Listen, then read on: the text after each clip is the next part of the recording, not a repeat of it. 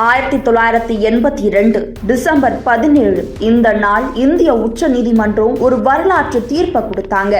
அரசு வேலை பார்த்துட்டு வயசு முழுக்க நாட்டுக்காக உழைச்சிட்டு ஓய்வு பெற்றவங்க அவங்களுக்கு கிடைக்கிற ஓய்வூதியம் தயவு கிடையாதுன்னு தீர்ப்பு சொன்னாங்க.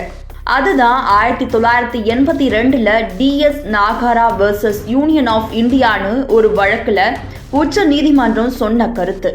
அந்த தீர்ப்பு வரத்துக்கு முன்னாடி வரைக்கும் ஒரே வேலை, ஒரே பதவி, ஒரே சேவை காலம் தான். ஆனா 1979க்கு முன்னால ஓய்வு பெற்றவங்களுக்கு குறைஞ்ச ஓய்வூதியமோ, அதுக்கப்புறமா ஓய்வு பெற்றவங்களுக்கு அதிகமான ஓய்வூதியமோ கொடுக்கப்பட்டது.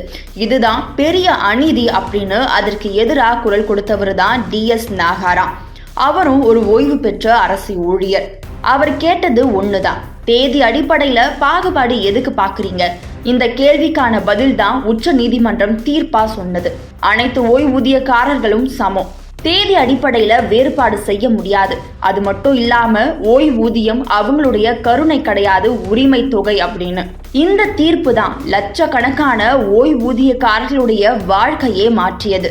அதனாலதான் இந்த வரலாற்று சிறப்பு மிக்க தீர்ப்பை நினைவு கூர்ந்து ஒவ்வொரு ஆண்டும் இந்த நாளை ஓய்வூதியதாரர் தினம்னு அனுசரிக்கிறோம். இந்த நாள் சொல்லும் செய்தி, நாட்டுக்காக உழைத்தவங்களை நாடு மறக்க கூடாது.